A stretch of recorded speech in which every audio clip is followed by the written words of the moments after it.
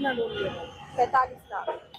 क्या वो सारा पैसा इसी पे है, मेरा सेविंग भी इसी पे है। आपको पता कैसे? फिर सीतापुर ने बताया और इस तरीके से इनकी चैट हुई। फिर उन्होंने कहा कि मुझे लग्जरी गाड़ी चाहिए।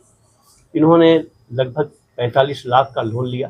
कानपुर पुलिस ने शादी का झांसा देकर एक महिला के साथ 45,50,000 की लूट करने वाले पति पत्नी को गिरफ्तार कर लिया है।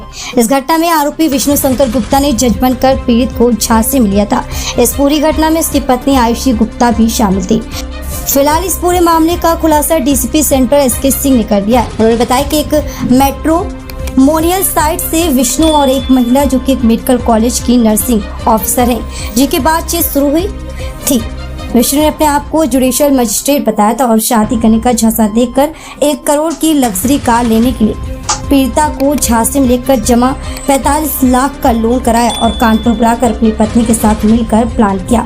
फिर रास्ते में पीड़िता को गाड़ी में बैठाया और अपनी पत्नी को कार से उतार दिया, जो कि वकील का भेष बनाए हुए थे। फिर एक सिनेमा घर में जाकर पीड़िता को छोड़कर वहां से पैसा लेकर फरार हो गया, जिसकी जानकारी महिला ने डीसीपी सेंट्रल को करी थी।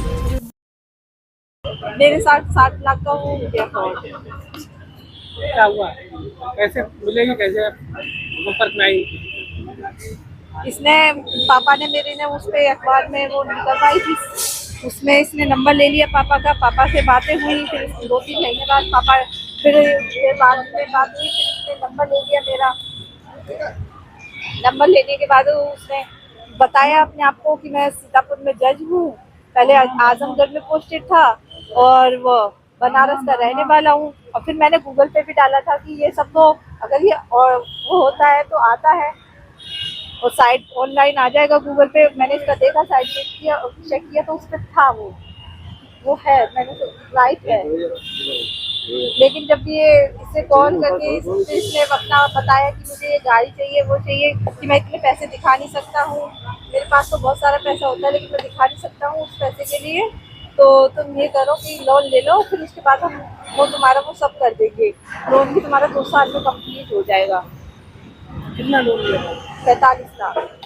क्या वो सारा पैसा इसी पे है, मेरा सेविंग भी इसी पे है। आपको पता कैसे चला कि आप ठगी का शिकार हो गए?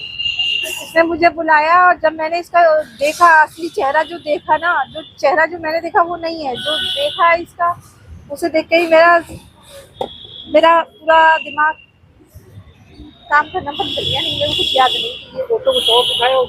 हाँ, पुलिस वाला क्या कौन सी गाड़ी से आता है, क्या लोगो लगाता था ये? मैंने इसको फर्स्ट टाइम देखा था यहाँ पे। किस संबंध में खुलासा किया है? देखिए, एक पीड़िता हैं, महिला नर्सिंग ऑफिसर हैं किंग जॉर्ज मेडिकल कॉलेज में। इनके साथ एक बड़ी घटना हुई जिसमें ये हमने 43 लाख रुपए बरामद किया है। और इन्होंने मैट्रिमोनियल साइट पे जा करके एक साइट पे एक लड़के से इनकी बातचीत हुई। लड़के ने कहा कि मैं जुडिशियल मजिस्ट्रेट हूँ आजमगढ़ में। फिर सीतापुर ने बताया और इस तरीके से इनकी चैट हुई। फिर उन्होंने कहा कि मुझे लग्जरी गाड़ी चाहिए। इन्होंने लगभग 45 लाख का लोन लिया और लोन लेने के बाद जब ये यहाँ पे मिलने के लिए आई, महिला ने कहा कि मुझे डाउट तो हो रहा था लेकिन इतना नहीं डाउट हुआ क्योंकि वो वीडियो कॉल नहीं करता था।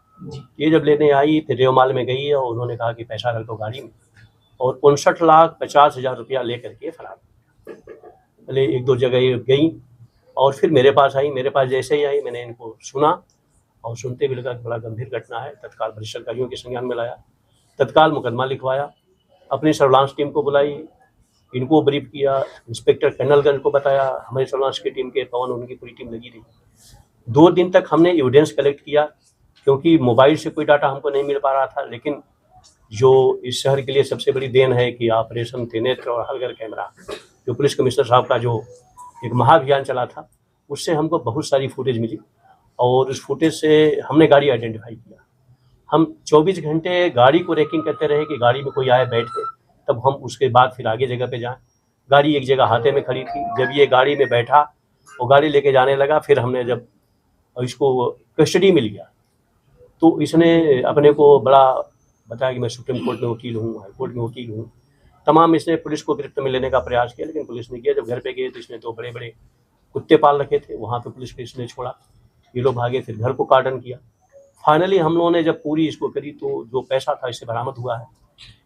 डिटेल हम लोगों को जो पता चली वो पता ये चली है कि इसने एक और लखनऊ में इस तरीके का किया था जिसमें 40 लाख रुपया गया था, उसमें 4 लाख रुपया बरामद हुआ है।